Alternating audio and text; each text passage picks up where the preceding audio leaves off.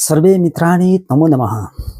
आज म हजुरहरू समक्षमा बाण हेर्न जान्ने तरिका बताउनेछु ज्योतिष शास्त्रबाट। र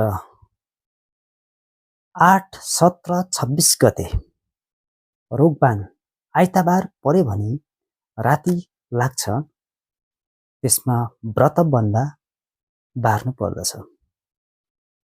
4, 13, 22, 31 गते राजबाण शनिबार पर्यो भने दिउँसो लाग्छ, राजसेवा र विवाह बार्नु पर्छ।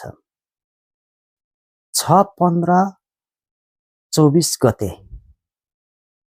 चोरबाण मङ्गलबार पर्यो भने राति लाग्छ, यात्रामा बार्नु पर्छ।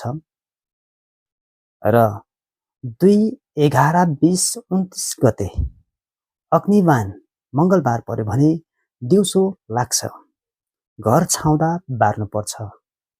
र 1, 10, 19, 28 गते मृत्युबाण बुधबार पर्यो भने साँझमा लाग्छ, सबै कार्य बार्नु पर्छ।